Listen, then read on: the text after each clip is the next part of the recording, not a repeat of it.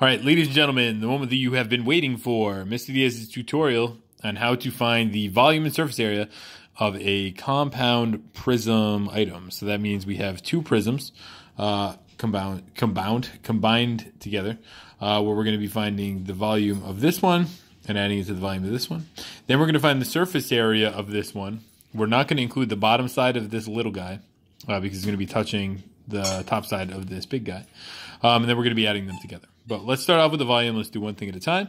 You're going to ignore Mr. Diaz's dog Dory in the background, who's playing with a squeaky toy. And we're going to start off with the little rectangular prism. As you can see before, I had to do it, and then I stopped recording. So if I'm trying to find the dimensions of the little rectangular prism, as you can kind of see here, we have volume equals length times width times height. And the length of that little guy is going to be 9. The width is going to be 7. And then the height is going to be 3. So I'm going to say 9 times 7. And then we're in uncharted territory, saying times 3. So now I'm going to do 9 times 7, which is going to give me a 63. And then multiply by 3 here. And I'm going to focus on that.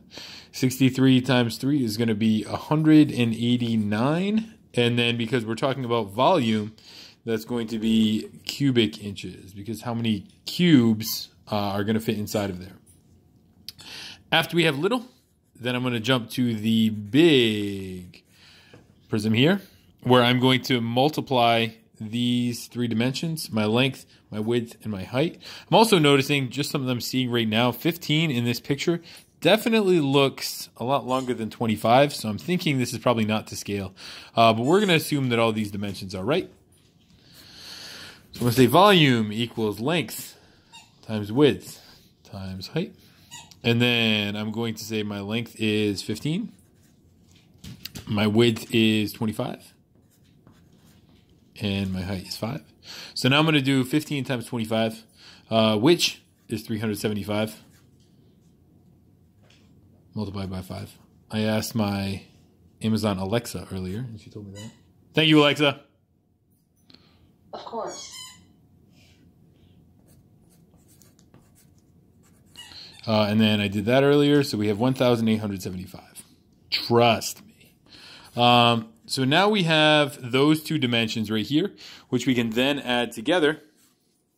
And I can say that if I add 189 plus 1,875, when I add them together, that's going to give me 2,064 cubic inches. Just like that. Okay? Hopefully you guys are feeling okay about the volume, but the majority of your concerns have been with surface area. Okay. Now my suggestion with surface area has always been that I am going to recommend that you label all the sides that you know, and then you kind of go through and you fill in the sides that you can imagine but you can't see. Okay. So I'm looking at this top side here and I'm seeing that's 9 times 7. So this side right here is going to be 63 square inches. Then I can see this one's 9 times 3, which is 27. I can see that one. I can see this one's 3 times 7, so that's 21. Right there. I know you guys can't really see that. Here we go. That's better. 21.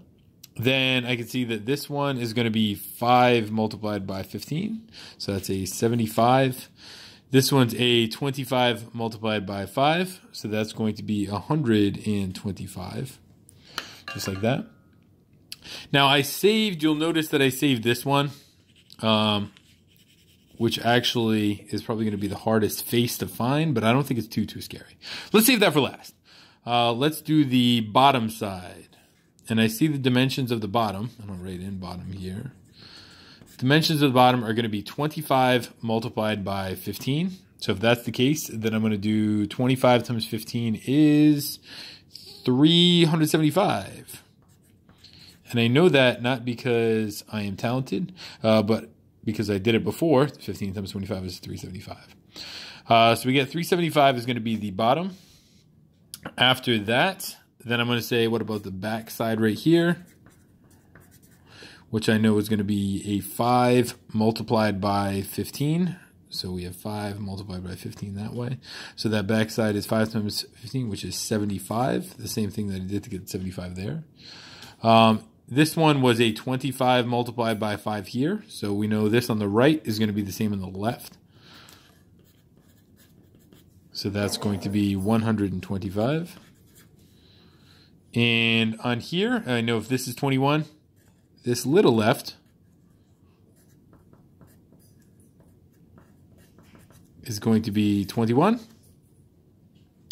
And then looking at this little backside, I'm going to call that the little backside. And that's also going to be 27. Just like that. Okay. One thing to point out, if you guys are doing the problem on the practice test where you have the wall, we didn't include the bottom of the wall because you wouldn't be painting the bottom of the wall. Okay, we're going to assume for this shape, whatever it is, we're painting the bottom of it. But if you didn't want to paint the bottom or didn't want to include the bottom, you just wouldn't include this number. Now what we're going to do is we're going to add up all of those numbers together to find my surface area. I kind of go around one last time, make sure I didn't miss anything. So I have the top. Don't worry about Mr. Diaz's dogs. They're just playing with each other. So we have 63, 27, 21, 27, and 21. Going around this, we have on the left side 125, 75, 125, back to 75. The bottom is 375, and oh! I almost forgot about this side right here. This side I know is going to be a total of 375, which is the bottom. But then we have to subtract that 63. So I can think to myself, I can say 375 minus 63, which that's going to be 312. So I'm going to put this side as 312 right here. This is a perfect example of why you guys should always just double check your work. Make sure you didn't miss anything because Mr. Diaz just almost missed the most important number here. I don't know if it's the most important. All the numbers are pretty important. But all right, so let's start going through the surface areas looking at the little ones. So I'm going to add up 21, 21, 27, 27, and 63. So that's all the little ones. 21, 21, whoops, 21, 27, 27, and 63. If I were to add all those together, I can do that in my head. Slash, I already did it earlier. And that answer is going to give me 159 square inches. Because you're thinking how many squares of wrapping paper would it take to cover the entire surface area of that. So that's just a little guy on top. Now I'm going to think about, what about the sides of this big one? So I'm going to include just the side, the left side, the back side. So that's going to be 75, 75, 125, 125. And you can add them up, and that's going to be 400. Finally, the last two that you want to include is 312 and 375 on the bottom, if we are including the bottom here.